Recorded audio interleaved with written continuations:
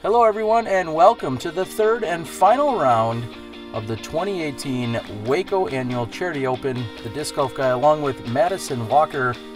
Madison, we've had a couple of other great commentators, the Ladies of the Chains. We want to thank them for stepping in. And we missed you at the event. Yes, I'm very bummed to have missed it, but I had a team tournament in Virginia at one of my favorite courses in the world. Although I love Waco as well. They put on a great event. This, of course, presented by Dynamic Disc. They always do. And really no surprises who we're going to see on the lead card here this weekend. And we're looking forward to this finishing off with a great battle. Disc Golf Pro Tour. Who's the partner going to be? I think it'll be a new one. And there you go. Starting off with Sarah Hokom on the tee of hole 7. The lady started on 7 out here. Saved by the blackinkdisc.com wall. And she stays in bounds. Pierce has been throwing that putter off the tee every round this weekend. Ooh, saved by the wall as well. Even though this is a 291-foot hole, the average is still a par. It's a tough tee shot, especially in the wind. You have a couple trees you have to contend with right off the tee. And there's OB both sides, but looks like that wall is doing exactly, maybe not what it's supposed to do, but what it does. Well, one has questioned whether those walls should be part of inbounds or out of bounds. And I know that's something that Steve Dodge is looking at with the Pro Tour moving forward. And Lisa flirts with the OB, but then gets the green flag. That'll get the heart rate going in the morning. Oh, yeah. Nothing like a little first hole clinch. Lisa will have an easy 3. During the second round, we saw Catrina Allen really struggle here on the opening hole. I think she ended up 4 or 5 putting. Just couldn't seem to get it together. And she came back right away on the next hole with a birdie, as we're seeing Paige Pierce open with a birdie. Looks like Catrina took a birdie today as well on this hole, so it's nice to get a little redemption, I'm sure. Yeah, knowing that she's going to just put it right next to the basket. That's going to make it a lot easier. No real putting required. And like you said, a great birdie by Catrina to get the round started. So Hokom started the round with, 6 strokes, I think it was, overall. And right away on the first hole, yeah, she ultimately gives 1 back to Paige to get things started. We're going to move on to hole 2. I think 6 strokes is a nice lead at the beginning of a round. Hole number 2 does feature a slightly shorter tee pad than what we see the men in the afternoon. I believe it's about 50, maybe 100 feet shorter. This hole is 516 feet. There's only a handful of par 4s out here, if I remember correctly. It has been a year since I've been here, but this one again, it's just it's your typical park golf where you have some big trees to contend with. If you can get around them, you're good. But if you hit them, and take some distance off your one shot, you're flirting with a bogey. Seeing Hokom rely on that forehand and almost staying clean.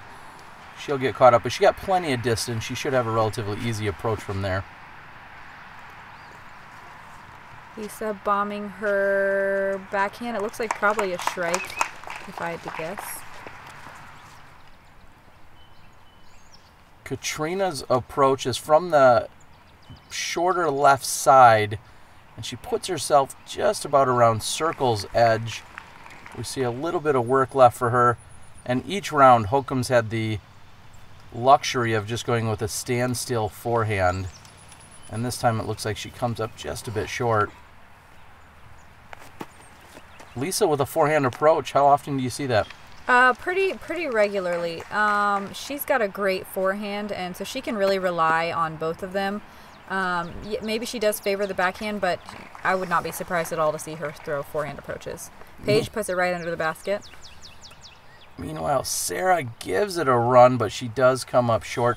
Paige was actually looking at a very long eagle attempt, which is just ridiculous. Paige doing Paige things again. There were only 4 birdies on this hole for the weekend. Fajkus, after wiping her hand, making sure she was ready to go, there's a threat of rain to come in the afternoon. We'll see if it comes in at all during the... Oh my gosh, right? Dead center pole. Wow, and she handled that well. That hurts. Just talking about maybe slippery chains or humidity or something of that nature. I don't think we're going to see any rain during the round. The afternoon round may not be quite as fortunate.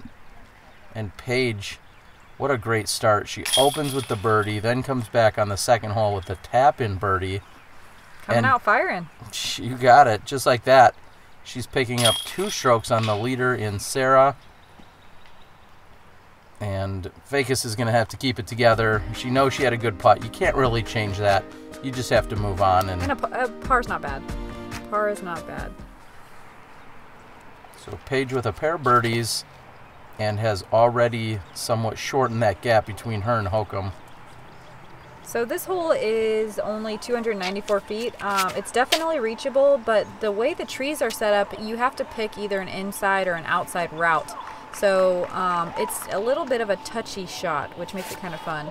Hokom's taking the backhand all the way out like she normally does and making it look easy, going past the basket. She made a great putt during the second round from just about at circle's edge. Her putter was on fire during day 2.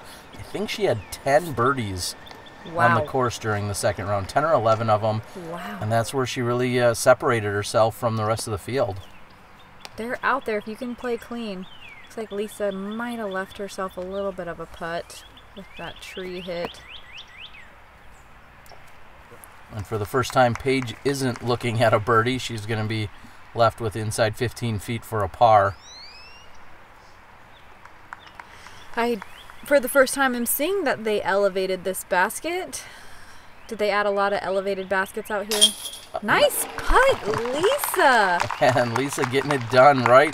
Just a step inside circle. That's about as long as you can get from circle 1. And on the elevated basket, that makes it even tougher. It does. Or I guess scarier. There's an elevated basket here, and then we'll see one, I believe, also on hole number 4 are the 2 places that we see the elevated baskets. Okay. With the Disc Golf Pro Tour coming to town, being in Waco. Great putt by Sarah. She's going to get a stroke back. She's given 2 away to Pierce in the first 2 holes, but then here on the third one, she gets one back. Assuming she converts here. We've talked about sometimes her struggling a little bit from the shorter kind of gimme distance, but no problems, and she's in for the par. We're going to move into the woods, the heavily wooded area. Hole number 10's on deck. It's a nice contrast on this course going from that wide open park style golf to these thick woods, especially hole 10 is brutal. It is, because if you don't get around that corner right there, that's the problem, is if you're short of that, you need to spend at least a stroke just to get around the edge. And just when she thought she was going to get around it, she kicks that at least out into the open. That was a huge kick in her favor. Catrina's right where you want to be for your second shot. One thing Lisa does really well, she throws basically every shot very low. And when you're in a wooded area, if you're keeping your shots low and you hit a tree, that's that much less they can travel into the woods. Totally. Although I don't know if you can go that far in the woods here because of how thick they are. But when you do, it is brutal. So we've seen a second shot by Lisa. We've seen a second shot by Sarah. Paige has all of this fairway to work with, and she knows it. She kind of yanks it over to the left. It's still a tricky second shot here. The turn, you can see Hokom really putting a lot of hyzer on it. The turn is pretty sharp. You're taking pretty much a straight left, 90-degree left, followed by a straight 90-degree right. So it's not a real natural flight for a disc. It definitely takes a little bit of a placement and a plan. And Catrina was ready to throw. She got up there and threw to where that blue one landed. That was hers. And now Sarah's got her forehand. She's got a good clean look at the basket, but can't get past that one tree in the middle. That tree, I'm sure, gets a lot more people than you'd think.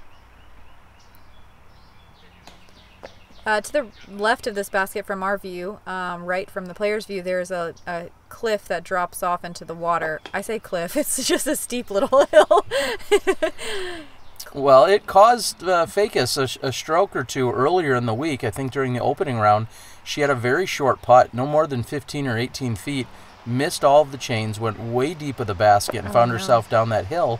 And it cost her an extra stroke just because it was such a steep drop-off. So it does come into mind, unless you're Paige. She's putting directly at that hillside, but doesn't even think about it. Nope, yep, 4.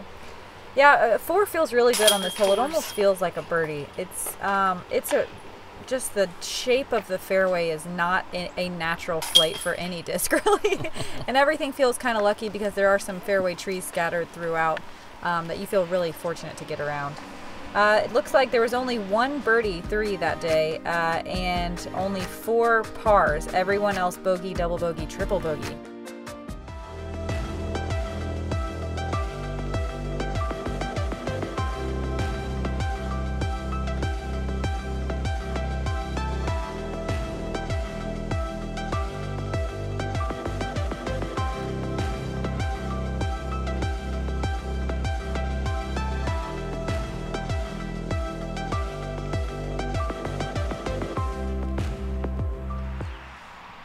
Of course, thank you to Dynamic Disc, your presenting sponsor at the 2018 Waco Annual Charity Open. And Paige had a little momentum coming off that last hole, but then pulled that one right into the trees on the right side.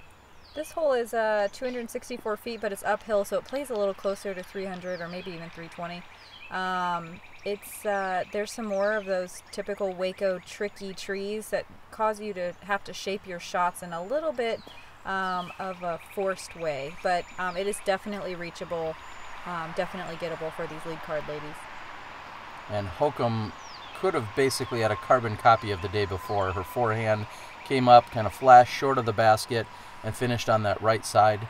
I believe she converted for the birdie during the second round. I think just about every hole she possibly could have, she converted for birdie during her second round. She'll be in a similar position, and Paige has thrown just short of the pin. Well, we see Catrina throw right up next to the pin, and she's trying to save her par.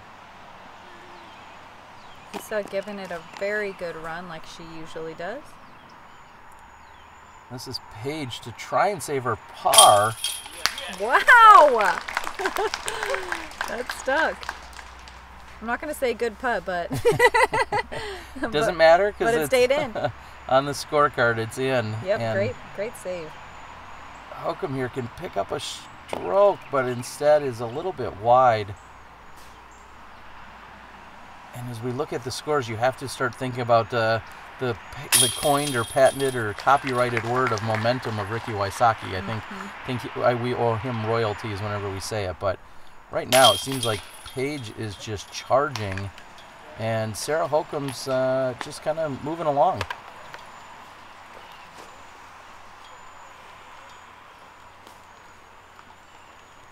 I'm watching these ladies tap in as we move deeper into the woods at the Beast. All pars on 11, kind of surprising. Very surprising, but not bad. That's another one of those that seem like a gimme hole, but you know, a par is good. This hole is 267 feet.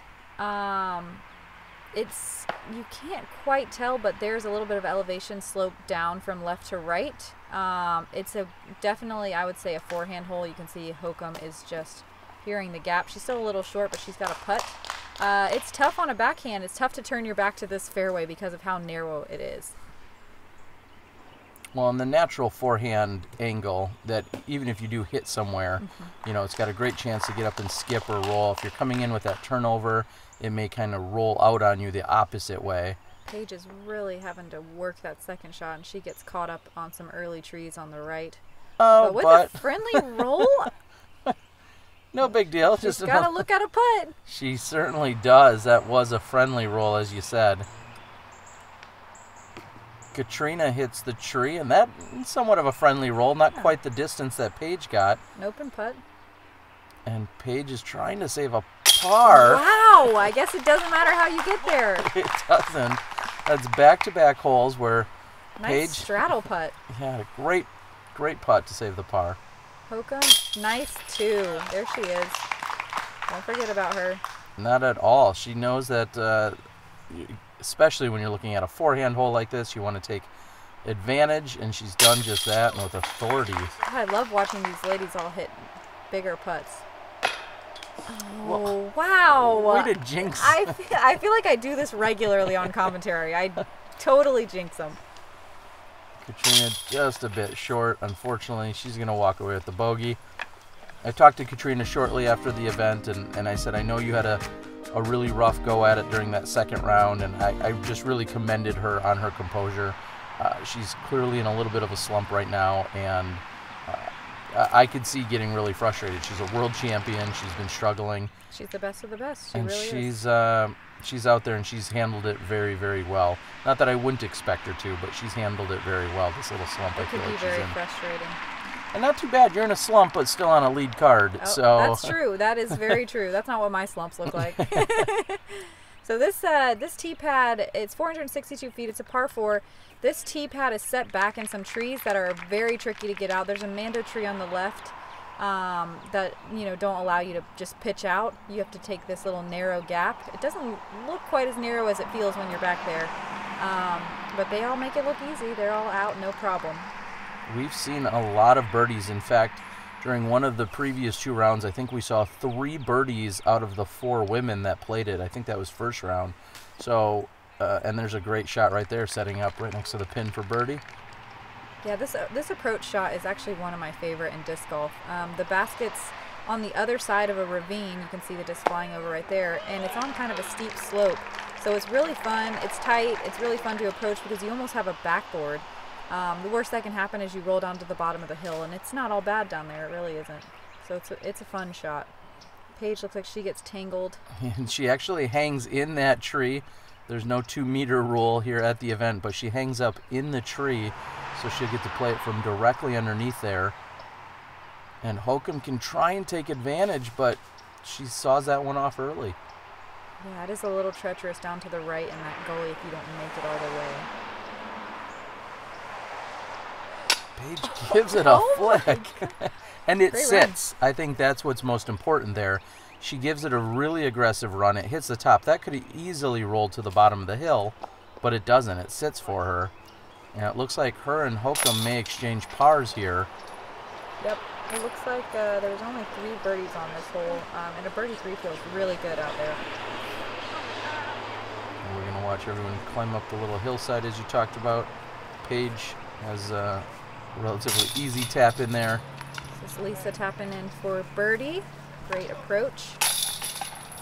And Kat takes a little more time, so we're going to go ahead and call it a birdie, and we're going to move on to the next one. She's definitely got that. She's got it all day. So the birdies by Fajkus and by Allen. Meanwhile, we watch the top 2 continue to battle it out. They exchange pars. I think this is probably the tightest fairway on the course. 213 feet, but you really have to be touchy on this shot. Those trees that Catrina gets tangled up in definitely take out a lot of backhand options unless you're throwing a turnover shot. Hokom taking the definitely friendlier shot of the hole, a forehand, getting caught up a little bit. The basket's on a slope. It drops off right behind it, and there's a lot of trees down there. You do not want to be down there for putting. But there are still some opportunities. And Paige just makes it look easy. It was a little bit deep. She'll have that as a comebacker. And it's funny to think this is the shortest hole on the course all weekend long, 213 feet. And it plays as the 5th most difficult and averages like 3.33. Yep. Which is just ridiculous. Only 2 2s on it all day. Well, then there's this group, of course. And as you said, though, there's everybody's everywhere. We see short, we see long, we saw left, and we saw right. Downhill, up the hill. Great grab. Does that make up for the previous one? That, I think it does. I think it didn't? does. Okay. Great putt by Catrina.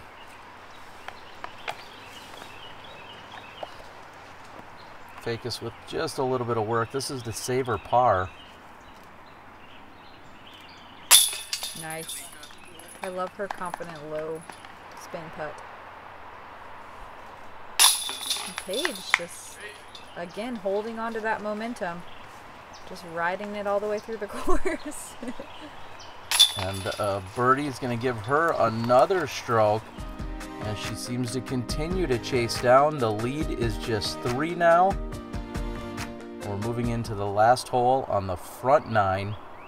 This is a brutal, brutal par 5. Wow, it is. It's 519 feet, but the tee shot is really just one of the most intimidating shots ever. It's a little bit downhill. You sort of have to throw a turnover, but if you get even an inch off the fairway on either side, you're pretty much going to be scrambling. You're going to pick up an extra stroke. We saw 2 less than ideal drives out of both Paige Pierce and Lisa Fajkus. Although Catrina hits that tree on the left side of the fairway, that is a good spot to sit. That is not a bad place at all, because the basket's going to go down to the right on your second shot. So it's a great place to be over there. A little pitch out. Now Paige doesn't have a lot either, so she tries to pitch out, hits an early tree, and then kicks over to the other side of the fairway. And Lisa trying, that's really the ideal landing zone. This lower area, it's kind of a bowl shape, and that's where every player wants to get to. Yeah, even from that flat area that you see Catrina and Lisa both landed in, it's still a little, 200-foot forehand approach from there. And we see Pierce finding herself down at the bottom of that flat. That was her 3rd shot on this par 5. As Hokom is throwing her 2nd, correct? I believe that was her 3rd. I lose track. This par 5 is so brutal. It is. And that beginning of the fairway is so long, it's easy to lose track. All the shots are the same. Nice approach from Lisa. God, I forgot how much I liked this course. It's so much fun. It really is. These wooded holes are so awesome. And look at that kick. I think that was going to come in a little bit deep of the basket, but gets a kick and then slows down right next to the pin. I don't know if you guys are counting at home, but I think that's like the 3rd or 4th break that fell in Paige's favor at this point. Yep, she's definitely getting some good luck in her home state. Hokom's got the forehand that goes just a bit deep. I apologize. I don't know what disc that one is, but she throws it a ton when she's throwing approaches. Oh, that was mean. We always say that we wish that we could overrule spit outs. Like everyone on the card agrees. Like, yeah, that one should have stuck. That was definitely a solid putt. And when, again, things aren't going Catrina's way, it doesn't feel like, but she, I don't know. I would have wanted to rip a basket out of the ground by now, but she handled it very well, and I applaud her for that. There was a couple at the Memorial that Hokom and I decided we would go back and cut down after the round. And as we're rounding out the front 9, this battle continues. Thank you guys for joining us. I want to again thank Ladies of the Chains for doing the first 2 days of commentary as we watch Sarah put in. It's been a lot of fun. It's been great being in Waco. It's been great at the 2nd stop of the Disc Golf Pro Tour. I want to thank you, Madison, for joining us. We're seeing Paige. We see Hokom in that hole out with a birdie.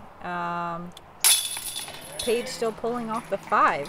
Correct. So I was mistaken earlier. That was, in fact, Sarah's 2nd shot. And she's going to get a stroke back. Oh, look what she found. What was that? That's for us to find out in the back 9. Thanks for joining us. We'll see you guys then.